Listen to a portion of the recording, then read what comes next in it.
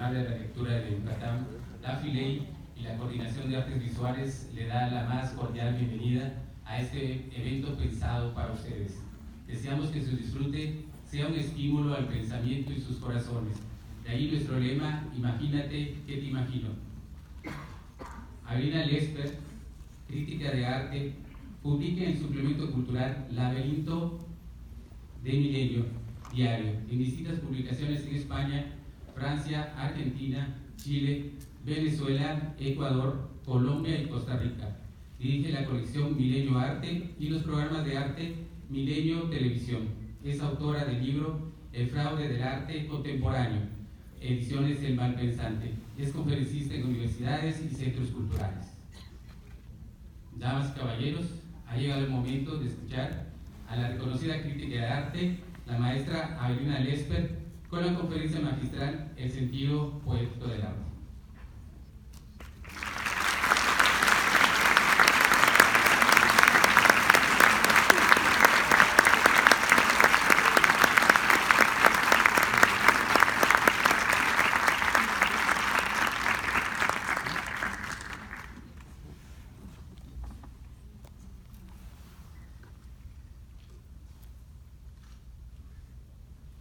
Buenas noches, gracias por estar aquí.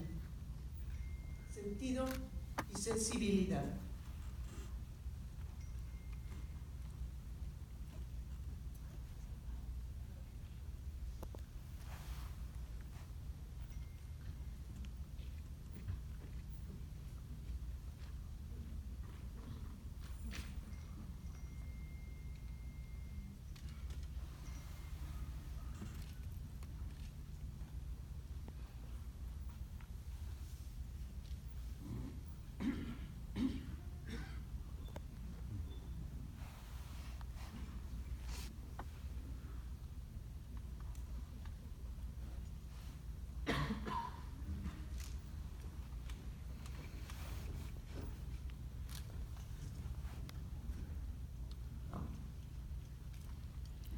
Iniciemos con el silencio.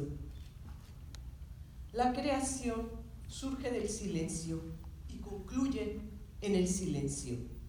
Leer, escuchar y ver poesía exige silencio. La obra, cuando conmueve, involucra o nos empuja a sentir emociones o a meditar, provoca el silencio del espectador.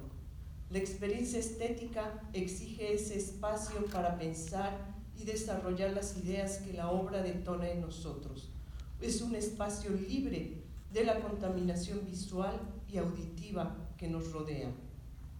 Dentro de ese silencio podemos aplicar el sentido poético apreciar el sentido poético de la obra, que existe como culminación y permanencia, como una característica inherente e inalterable. La obra puede ser verbal, en un texto, visual, en un dibujo o una escultura, auditiva, en la música o es acción, en danza, teatro. La obra de arte es la consecuencia de ese sentido poético. Pero ¿cómo lo identificamos? ¿En qué consiste? El sentido poético de la obra. El sentido es la dirección, significado y razón de ser. Es algo que involucra tanto a la forma de la obra de arte como a la existencia humana. Buscamos el sentido de nuestra existencia al tratar de entenderla, explicarla, y la dirigimos a un sitio para que adquiera valor para nosotros mismos. La obra de arte sigue el mismo proceso. Adquiere sentido cuando el artista trata de entender qué va a hacer, cómo lo va a hacer y a dónde quiere dirigirlo. Es entonces que la forma se vuelve fundamental, porque en la búsqueda de ese sentido surge la forma de hacer la obra. El sentido poético está en la forma. Somos receptivos a ese sentido gracias a la sensibilidad. Afirma Kant que la sensibilidad es nuestra capacidad de recibir las representaciones de los objetos y cómo nos afectan. Luego, el entendimiento los asume y forma el pensamiento. El sentido poético del arte no es un fenómeno aislado. Si el espectador forma parte cuando la presencia de la obra hace sentir, evocar, y esa experiencia involuntariamente se deposita en nuestra memoria para habitar en nuestro conocimiento. Es el instante en que vemos que la realidad se transforma y crece, que las palabras que usamos en la cotidianidad adquieren otra fuerza y que las imágenes que creíamos agotadas se trasladan, que los sonidos se encadenan para manifestar anomalías que son capaces de estremecernos. El sentido poético de la obra está implicado en la forma, porque la forma es el contenido. La forma como Bach encadenó los sonidos son la obra misma. La forma como Gorostiza unió las palabras en frases que condujeran a un análisis de la existencia son el contenido. Ese sentido poético, para adquirir su presencia, hace uso de metáforas y símbolos que se contraponen a la realidad y se suman a ella. El sentido poético es parte del ejercicio de nuestro pensamiento abstracto, de ese que es capaz de transferir la existencia sensible a un plano del pensamiento, que analiza sus propiedades y las selecciona para retenerlas y recrearlas. El sentido, el movimiento, el color, las formas, todo lo que nos rodea adquiere otra dimensión con el arte y nos enseña nuestra propia capacidad para reinterpretar la realidad. Aristóteles nos dice que la poiesis es el hábito que fabrica regulado por la racionalidad verdadera. Es la racionalidad poética. Es la creación de los que saben lo que hacen, los que conocen los motivos, el porqué. En ese porqué está la forma, la que ya hemos visto que nos conduce a la misma poesía. La forma es la poesía. Al reunir el conocimiento de la realidad y su intencional transformación es donde está la poesía del arte, y eso nos regresa a la creación del conocimiento. El producto de esa creación, de esa poiesis, es el estado que se suma como un acervo distinto. Es un conocimiento en sí mismo que nos da otra noción de lo que somos y de nuestra realidad. Es un conocimiento que se desarrolla en distintos ámbitos porque entra en la noción que tiene el artista de sí mismo y que le enseña a conocerse, como ser, como hacedor, y que le muestra sus debilidades y talentos, sus capacidades. Le muestra cuáles son sus urgencias expresivas, lo que quiere expresar y por qué lo quiere expresar.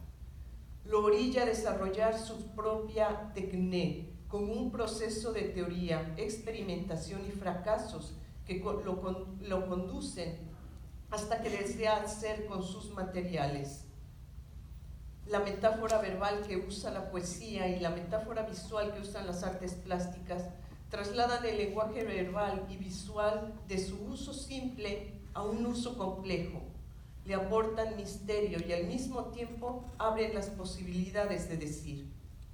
Las palabras tienen más implicaciones, lo conocido es una materia inagotable y en su traslado a la obra esto se magnifica, nos orilla a estar más alertas de nuestra experiencia,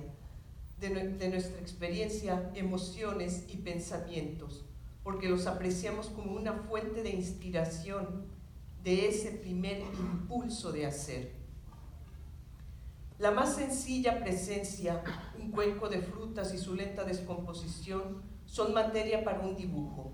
La contemplación del mar es la búsqueda del alma de Nervo y el egoísmo humano son los distraídos de Rosario Castellanos. La metáfora es un proceso de la inteligencia, nos deja acceder a la realidad con un medio que hace uso de la intuición, la emoción y el conocimiento. Damos forma a una metáfora desde lo que sabemos para decir algo que no encuentra una salida para manifestarse. La metáfora poética le da esa salida, deja existir ideas que no pueden surgir con las herramientas inmediatas.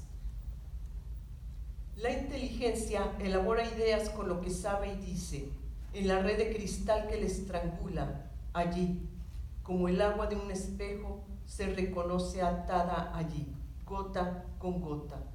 De inmediato nos sumergimos con José Gorostiza en las profundidades de nuestro ser, de lo que no sabemos de nosotros para descubrirlo, verlo, y lo vemos en un vaso de agua.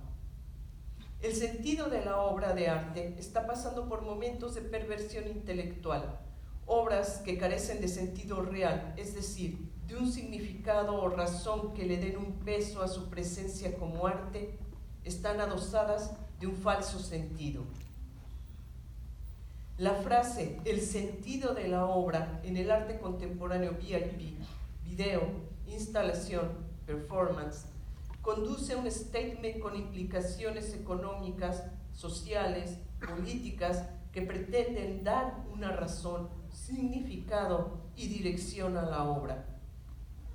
La inmediatez literal que actualmente se impone en el arte contemporáneo VIP designa como arte todo lo que supone reflejo de la sociedad contemporánea, la constante utilización del ready-made, gestos elementales, safiedad, pornografía, las manifestaciones directas de los medios de comunicación y la tecnología, el todo maniqueo que llaman reflejo de la sociedad contemporánea, que transcribe el facilismo literal de la realidad y sin la capacidad de expresar nuestro devenir, esquematiza a la realidad misma, reduce nuestras posibilidades de expresión humana como generadores de significado de esa realidad.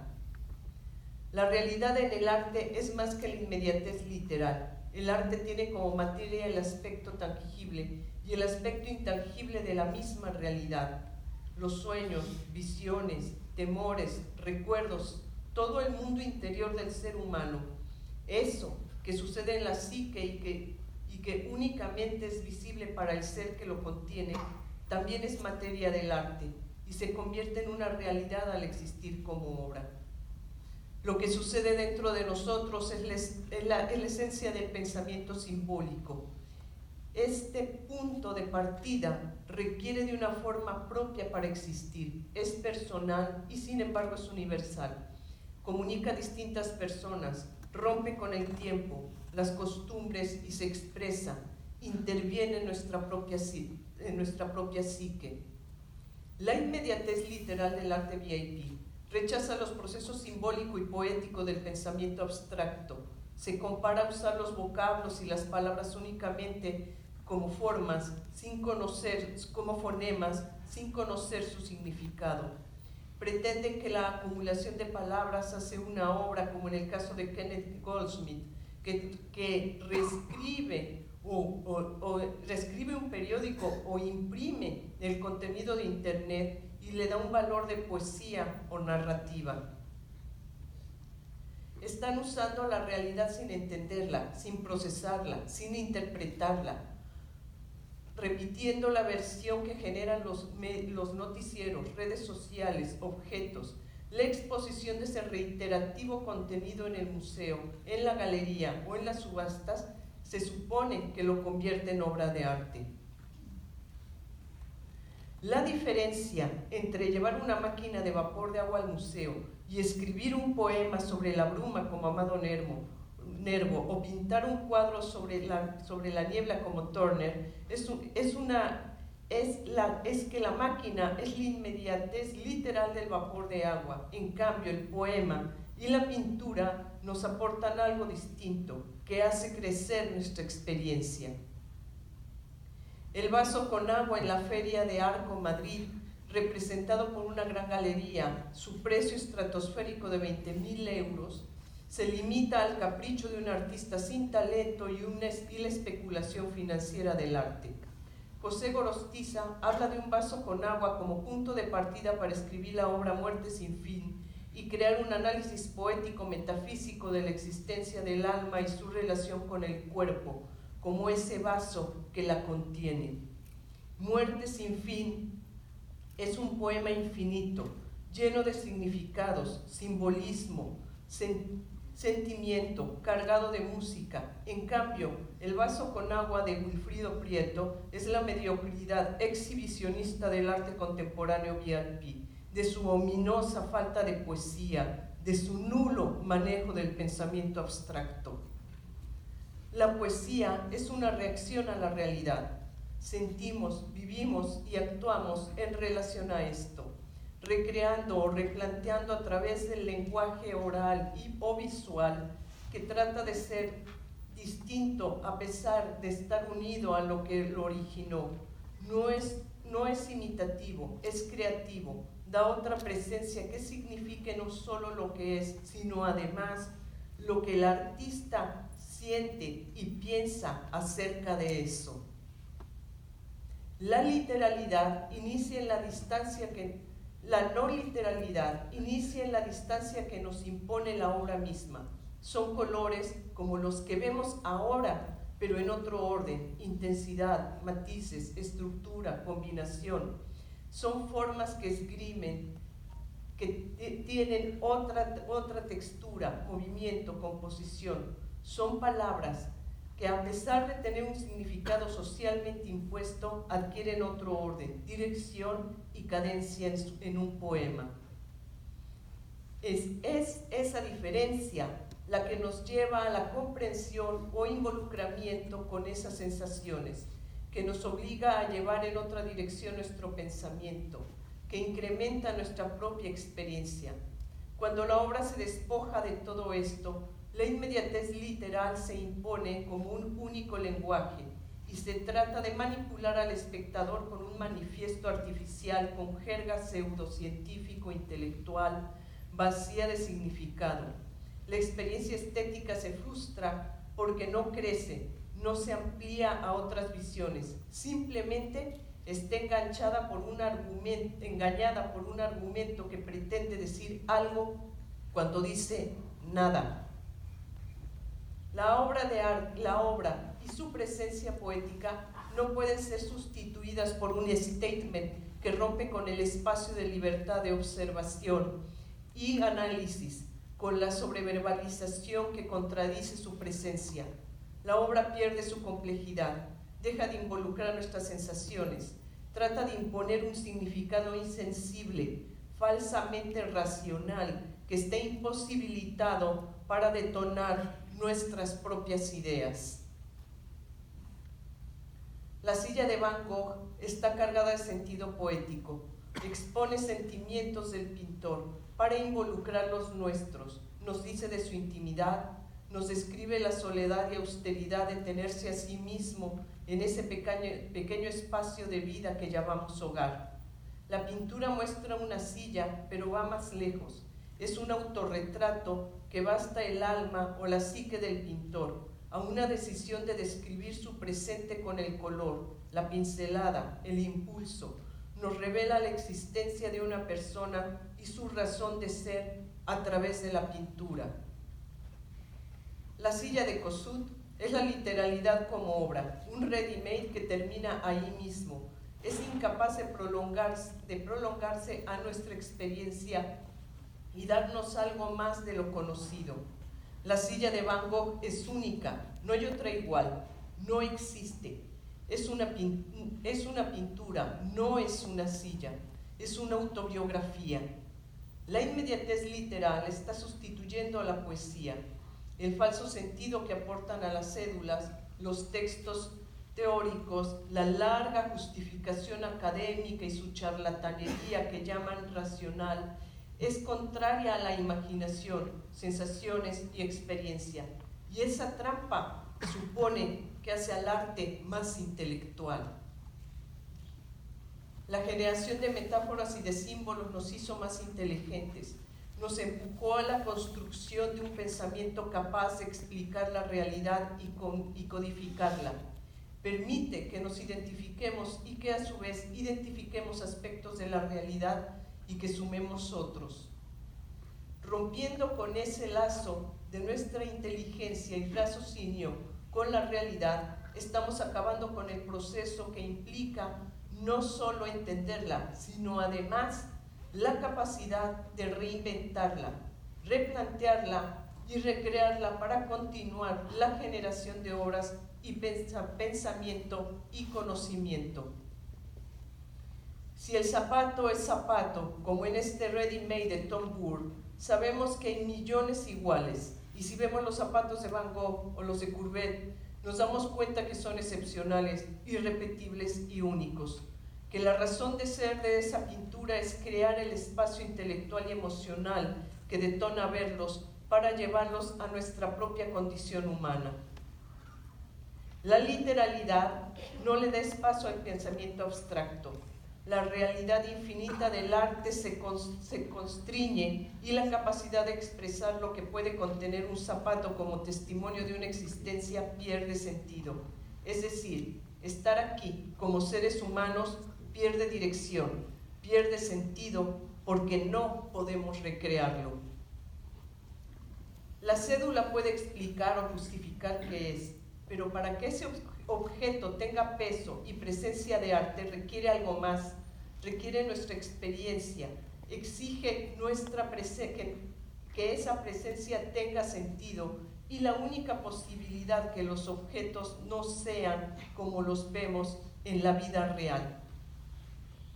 La luz del sol manifestada en una pintura o en un poema es una anomalía, carecen de continuidad en la cotidianeidad y es en esa alteración, en la forma donde se exige la razón que los trajo aquí, es lo que motiva nuestra contemplación. En esa forma está el sentido poético. La forma contiene al significado y esa forma de hacer y decir debe ser capaz. Aquí viene el tabú, debe ser capaz de manifestar belleza. El arte contemporáneo, el VIP, reniega de la belleza y de la inteligencia.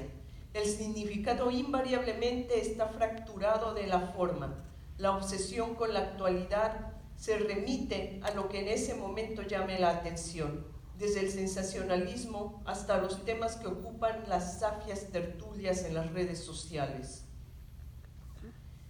El reto para la inteligencia que implica imaginar, recrear, describir, comunicar las ideas, pensamientos y sentimientos obliga al ser humano a hacer uso de colores, palabras, líneas, sonidos y darles forma con la audacia irreversible de buscar belleza, dotarlos de un sentido poético que rompa y sin embargo exprese.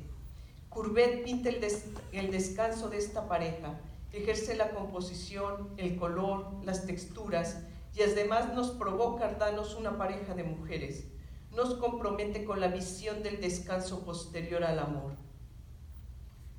Es infinitamente más fácil que el artista lleve una mujer al museo, le pague para estar drogada con somníferos. Esta obra, nos explica la cédula, además se hizo vía chat. El artista no se tomó la molestia ni de ir al casting ni de ir al museo. Sin abstracción, sin interpretación, sin poesía, la pregunta es, ¿el arte tiene que ser así de fácil? ¿Verlo tiene que ser esta experiencia? El artista no debe esforzarse en crear, basta imitar o copiar. Perdiendo la capacidad de ver y hacer, el arte está en camino de desaparecer y con esto nuestra capacidad de expresarnos y entendernos. La poesía como generadora de conocimiento. La creación poética contiene sensaciones, memorias, compromisos reales del ser con lo que vive y cree, con lo que piensa y busca. Además del riesgo de decirlo de una forma personal, ambigua, secreta, pero evidente. El gran odio actual en contra de la belleza, la acusación de que no es intelectual, que es retiniana, nos ha robado una forma de aprendizaje y de conocimiento. La conjunción de palabras, sonidos, imágenes que el artista inventa aportan información distinta a la real. La imaginación de los artistas y poetas construye una realidad simbólica que comprendemos, que se suma a lo que ya sabemos de la experiencia de ver a lo que ya sabemos. La experiencia de ver el mar es más potente desde la gran ola de Hokusai. Sigue siendo mar, pero es distinto. Conocemos su voraz fuerza. Aprendemos de Hokusai al observar lo que él observó. En un letrero que hace mención al agua o un poco de agua salada en una tina no provoca una experiencia estética, ni aunque nos obliguen a leer una cédula que se encuentre en un museo, ni aunque nos insistan en que eso es arte porque tenemos que verlo racionalmente. La razón se niega porque no es sumisa, es activa, cuestiona y pone en constante comparación la experiencia sensorial contra lo acumulado en la memoria. Somos una máquina de razonar, no de asumir sin dudar. Conclusión. ¿Para qué necesitamos a la poesía y al arte? Para sobrevivir, para no extinguirnos como especie, para continuar el proceso de generar inteligencia y conocimiento.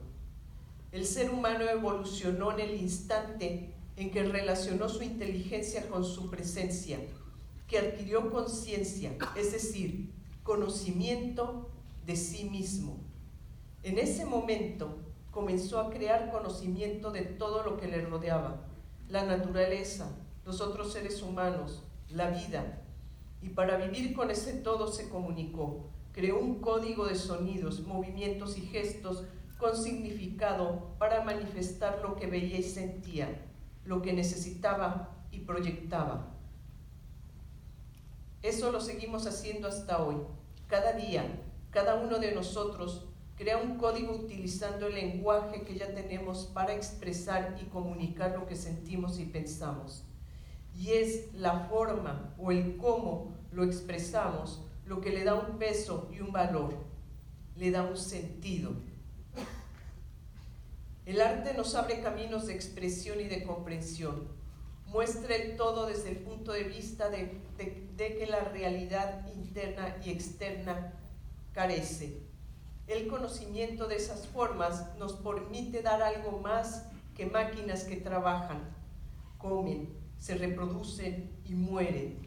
El arte permite que la comprensión de lo que somos adquiera valor y nos ayude a existir como seres sensibles e inteligentes. La inmediatez literal del arte VIP deshonra la inteligencia. La anulación del pensamiento abstracto, del sentido poético en el arte VIP, está haciendo a las sociedades insensibles, obtusas, está mutilando un proceso cognitivo esencial en el desarrollo humano y, por si fuera poco, nos está arrojando al materialismo y al nihilismo. Está despojando a la existencia humana de su sentido de ser y estar. Muchas gracias.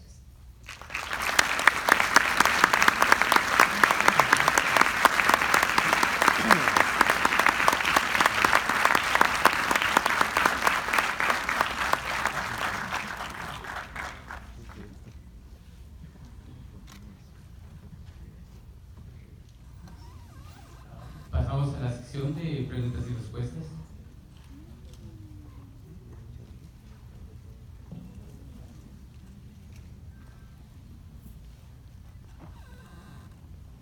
¿Alguien desea hacer una pregunta?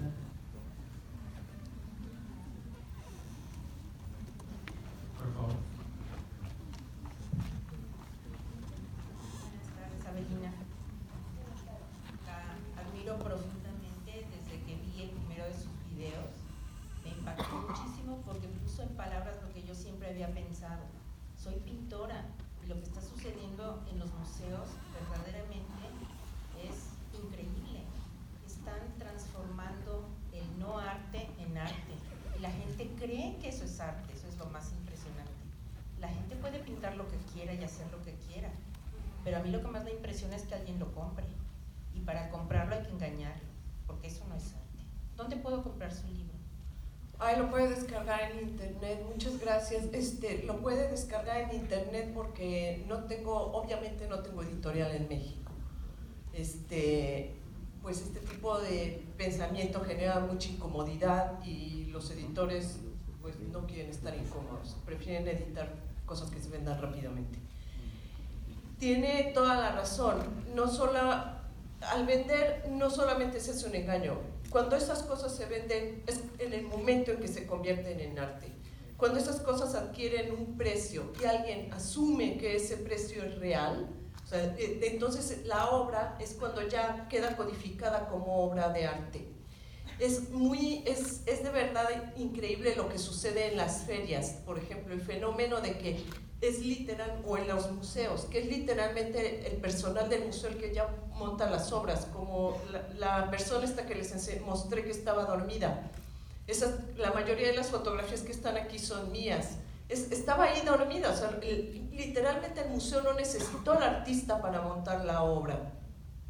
Si alguien compra ese performance, que lo puede hacer, puede comprar un certificado y hacerlo. El dueño lo único que tiene que hacer es conseguir una persona, darle somníferos, ponerle la cama y acostarla. Pero en ese momento es cuando ya ese objeto se convirtió en arte. Cuando lo metieron en el museo, cuando lo metieron en una galería, cuando alguien pagó por eso. Mientras tanto, nosotros podemos ver eso mismo en un escaparate que estén vendiendo unas sábanas y no lo vamos a ver como arte, vamos a verlo como un fenómeno de marketing, como ha sucedido muchas veces, que ponen a gente a usar las cocinas y a usar los muebles y a usar tal, para que nosotros, como vemos todos los días en la televisión, literalmente. Entonces, ese es en el momento en que las obras se convierten en arte. Quiere decir que entonces ya el arte es producto de ese contexto, es producto del contexto de la feria, es producto del contexto del museo, es producto del contexto artificial del que se le rodea. El arte ya no tiene autonomía y estamos generando por eso un arte esclavo del contexto, del precio, del marketing, de todo. Y es un arte que no va a trascender. La siguiente pregunta, por favor. ¿Qué tal? Buenas noches. Quiero pensar que a lo mejor en algún momento dado, cuando, por ejemplo, Joan Miró empezó a pintar lo que pintaba, Picasso empezó a pintar el cubismo, que no cabía dentro de la parte, dentro de lo que se consideraba arte, lo que se consideraba. ¿Hay alguna semejanza en lo que está pasando ahorita con el arte contemporáneo, con lo que pasó en ese momento? Porque yo supongo que a Miró dijeron que, bueno, pues cualquiera podía pintar lo que pintaba Miró.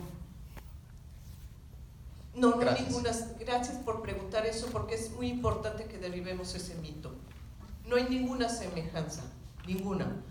Cuando ha habido esos procesos en el arte de rechazo a determinado estilo o determinado momento del arte, que sucedió con los impresionistas y tal, eso no es lo que está sucediendo ahorita. O sea, nosotros no estamos enfrente de Modigliani literalmente muriendo de inanición. No estamos delante de Van Gogh desesperado en un hospital psiquiátrico. No estamos en ese proceso.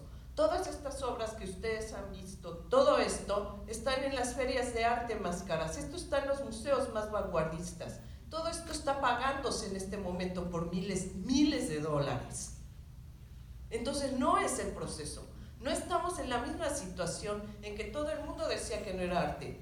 No, al contrario, este es el arte del sistema. Este es el arte del establishment. Este es el arte que se vende carísimo en las galerías. Este es el arte que toda la crítica dice que es arte. Este es el arte que se está enseñando en las universidades. Esto es de lo que se están editando miles de catálogos de este tamaño que cuestan una fortuna. No tiene nada que ver con esto, no tiene nada que ver con los artistas muriéndose de hambre y demás. Estamos hablando de artistas que se han convertido así en los más caros del mundo y que forman parte de las listas de los hombres más ricos del mundo y demás. No estamos hablando de eso.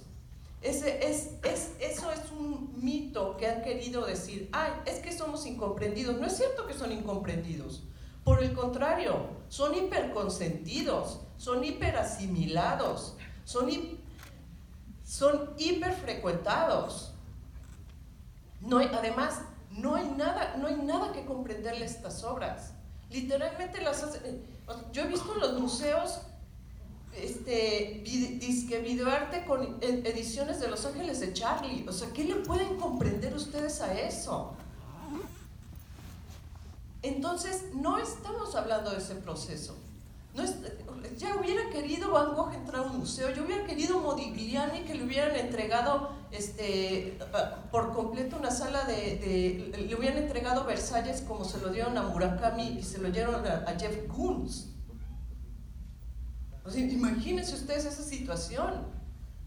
No estamos hablando de esto. Este es el arte del establishment, este es el arte del dinero, este es el arte del neoliberalismo. Esto es justamente lo que el establishment quiere que nos convirtamos. Que pensemos que ya no existe la inteligencia, que pensemos que ya no existe la belleza, que pensemos que ya no existe la dificultad de crear. Y la dificultad de crear tiene que existir porque existe la dificultad de vivir. Ese es el sentido poético, ese es el sentido de nuestras vidas. Nosotros por eso tenemos que conducirnos hacia eso. Porque la sociedad quiere que nos convirtamos en esto, la sociedad quiere que nosotros pensemos, el poder quiere que nosotros pensemos que la basura es arte.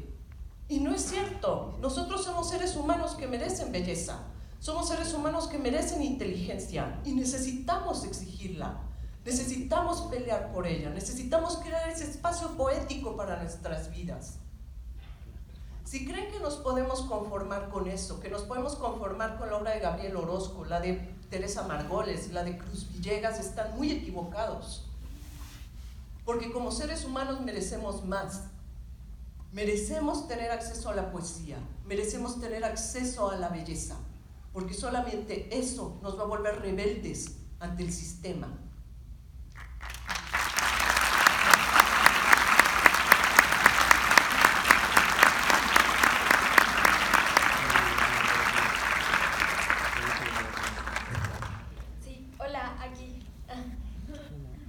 Aquí estoy del otro lado. Hola, buenas noches. Oye, ¿qué dicen dentro de la academia quienes defienden este arte contemporáneo VIP, ¿no? Porque por algo sigue moviéndose tanto y creo que tú has dicho también que en la academia se sigue pues defendiendo. Entonces, ¿cuáles serían los argumentos en contra de lo que tú defiendes? Pues los argumentos son que por un lado dicen que, imagínense qué aberración, que la pintura está muerta. La pintura que está muerta es de la gente que no sabe pintar, obviamente. Y el dibujo que está muerto es de los que no saben dibujar. Porque la pintura no ha dejado de cambiar. O sea, la pintura desde Altamira hasta el día de hoy, todos los días es distinta. Y cada ser humano que haga uso del color, desde el abstraccionismo, desde la figuración, desde donde su imaginación y su inteligencia lo obliguen a seguir, esa obra va a ser diferente, esa obra va a ser siempre distinta, la obra siempre va a estar evolucionando. Lo que han hecho los seres humanos con el barro, desde que tuvieron contacto con la tierra y desde que vieron el fenómeno de la tierra húmeda dándole forma, todo eso va a ser distinto. Entonces, ¿qué dice la academia? La academia dice, no, nosotros ya somos otra sociedad. Tú para ser moderno, ser de tu tiempo, tienes que hacer arte de tu tiempo con las herramientas de tu tiempo. Entonces, ¿cuáles son las herramientas del tiempo de la academia? Facebook. ¿Cuáles son literalmente? O sea, ¿no están escribiendo libros en Twitter? ¿No acaban de venir ustedes de la Feria del Libro y no están los poemas de Cristina Rivera Garza que ya publicó sus Twitters? Entonces, según la academia, ese es el arte de nuestro tiempo. Y no es cierto. El tiempo es el arte. Lo que necesitamos es un arte sin tiempo. En el momento que ustedes vieron por primera vez el cuadro del Bosco, el Bosco se convirtió en un contemporáneo de ustedes. En el momento en que oyeron la flauta mágica de Mozart, en ese momento se convirtió en un contemporáneo de ustedes. No necesitan estar conviviendo con la inmediatez, necesitamos estar conviviendo con la trascendencia.